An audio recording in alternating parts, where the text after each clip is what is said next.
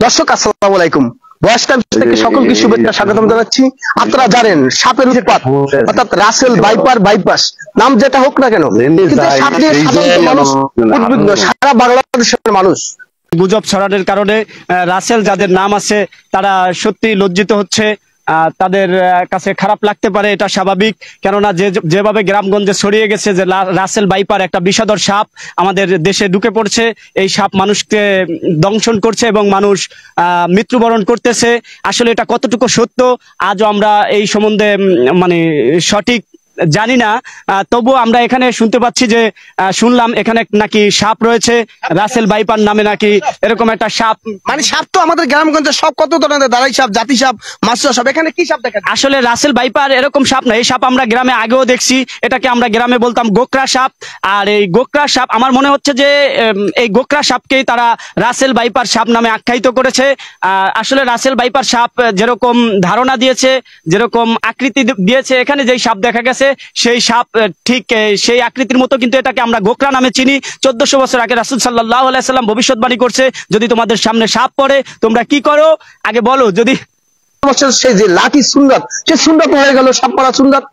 কিন্তু এখন যদি সাপ যদি উড়ে না আসে, সাপ ধরেন উড়াল দিয়ে এসে কামড় দিবে, সেটা একটা বিষয়। আর যদি আল্লাহর গজবই বালা না হয়, তাহলে এই সাপ আমাদের কাছে কোনো কিছু না। যেহেতু শয়তানের মতো মানুষ, শয়তান মানুষের শত্রু, শয়তান পদে পদে, সে শয়তানের আমরা বোতল বরিয়া ব্রিজের নিচে দেখতেই, অর্থাৎ আর শয়তান বেরিয়ে না। এই সাপ নিয়ে আতঙ্কের কিছু নেই। আমরা একটু সতর্ক হয়ে চললে, আমরা জানি বন জঙ্গলে যারা খ্যাত খাবারে পানের বর্ণ যে কাজ করি, একটু সাবধান হয়ে কাজ করবো। অর্থাৎ সাপের বর্ণ, এই সাপটির বর্ণ বিষাক্ত সাপ পৃথিবী, এটা সবাই এক কথা, আমি একমত। এটা একটি বিষাক্ত সাপ পৃথিবীর সবচেয়ে, অর্থাৎ এই সাপটি যদি কাউকে দংশন করে, অর্থাৎ 1 ঘন্টার মধ্যে ডেথ হওয়ার সম্ভাবনা বেশি। এই সারা দেশব্যাপী আতঙ্কের নাম রাসেল ভাইপার সাপ। এই রাসেল ভাইপার সাপ নিয়ে রহস্য ঘেরা খোঁজ নিয়ে জানা যায় 1797 সালে ভারত উপমহাদেশে প্রথম এই সাপটি আবিষ্কার করে পেট্রিক রাসেল নামে।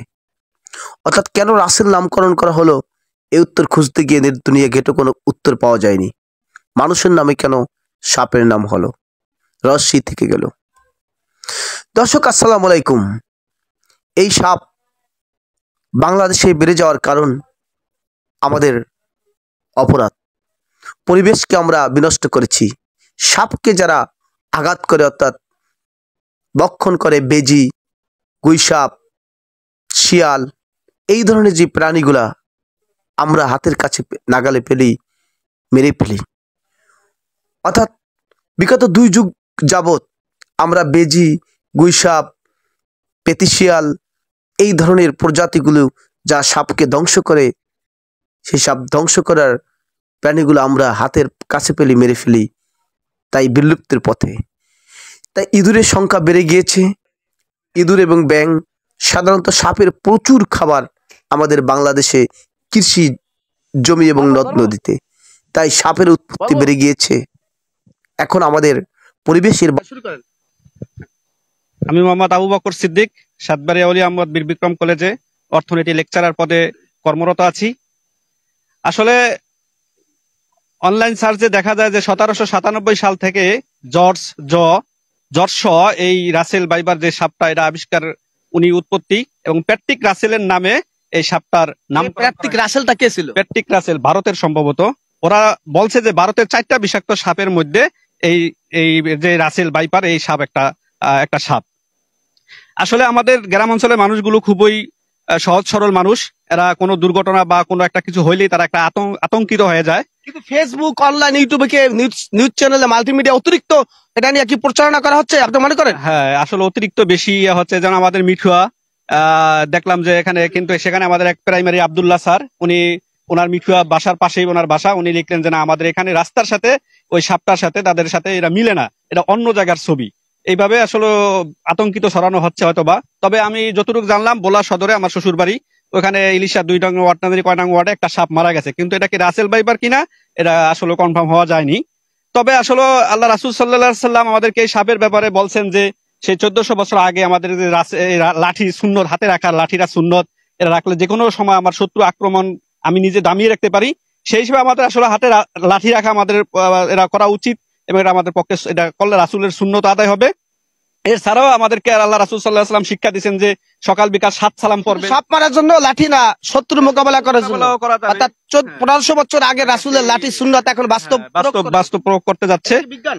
এটাই আসলে বাস্তব রাসূলের সুন্নাত। এছাড়া রাসূল সাল্লাল্লাহু আলাইহি ওয়াসাল্লাম বলছেন যে সকাল সন্ধ্যায় 7 সালাম পড়তে, যে সালামুন কাওলাম মির রাব্বির রহিম, সালামুন আলা নূহিন ফিল আলামিন, সালামুন আলা নূহিন ফিল আলামিন, সালামুন আলা ইব্রাহিম, সালামুন আলা মুসা ওয়া হারুন। এই সমস্ত 7 সালাম যদি আমরা সকাল সন্ধ্যায় পড়ি, তাহলে সে এই সাপে কোনোভাবেই তাকে আক্রমণ করতে পারবে না, আর করলেও তার এই বিষে কার্যকর হবে না। আমরা সকাল সন্ধ্যায় 7 সালাম পড়বো, তাহলে আমরা এই বিষধর সাপ থেকে ইনশাল্লাহ আমরা মুক্তি পাবো। আচ্ছা স্যার, আপনার কাছে আমার আরো একটু প্রশ্ন, মানে আমি গভীরে যেতে চাই।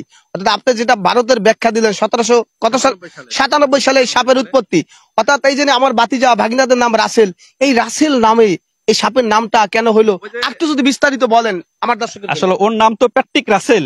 ও চিন্তা করছে যেহেতু আমি এটা প্রথম করছি, তাই আমার নামে এটা আমার জানা নাই। আর যেহেতু আমাদের স্বাস্থ্যমন্ত্রী সামন্তলাল সেন বলছেন যে বিভিন্ন হাসপাতালে যে এটার নামটা আমার মনে নাই, পেন্টম সম্ভবত কি জানি নামটা, সচেতনামূলক হিসাবে সকল হাসপাতালে এটা রাখার জন্য। তাই আমরা বিভিন্ন যে কমপ্লেক্স গুলো আছে এগুলাতে যদি আমরা এটা রাখতে পারি, তাহলে হয়তোবা যদি কেউ আক্রান্ত হয়েই থাকে, এই কোবরা, বিষাক্ত সাপ, তারপর আমরা দাঁড়াই সাপ নাম শুনছি, এই সমস্ত সাপ যদি কেউ আক্রমণ করেও থাকে, তাৎক্ষণিকভাবে যেন আমরা তাকে হাসপাতালে নিয়ে যাই, তার যেন সুচিকিৎসা হয়। আগে থেকে যেন হাসপাতালে তার যোগাযোগ করে রাখি, তারা যাতে ওইগুলা সবকিছু ঠিকঠাক রাখতে পারে, তাহলে হয়তোবা তাকে বাঁচানোর জন্য আমাদের হয়তোবা বাঁচাতে পারি। এজন্য আমাদের সকলের সচেতন হতে হবে। আর তাছাড়া আমরা গ্রাম অঞ্চলে যারা বাস করি, আমরা অনেকে একই জায়গায় অনেক লাকড়ি, অনেক আবর্জনা অনেক জায়গায় করে রাখি, এগুলা যেন আমরা বেশি দিন না রাখি, অল্প কিছুদিনের মধ্যে যেন আমরা সব ধরনের সাপ থেকে সতর্ক থাকতে বলছেন আপনি নাকি? সব ধরনের সাপ থেকে আমরা সতর্ক থাকার জন্য আমার প্রাকৃতিক যেই একটা আমাদের দেশে আমরা সাপ দেখতাম, বেজি, গুই সাপ, তারপর অর্থাৎ শিয়াল, এরা কিন্তু খাইতো সাপগুলা, মানে মারতো, মারি খেয়ে ফেলতো, কিন্তু এগুলো তো আমরা ধ্বংস করে ফেলছি। এগুলো আসলে আমাদের ধ্বংস করা উচিত না, যেহেতু গুইল, তারপরে সাপ, গুইল, তারপরে শিয়াল, এগুলো আসলে এই সমস্ত সাপ থেকে আমাদেরকে রক্ষা করে। এই বন্য যে প্রাণীগুলো আছে এগুলাকে আমাদের বাঁচিয়ে রাখতে হবে, আমরা এগুলাকে মারবো না, এটা সকলের সচেতন হতে হবে।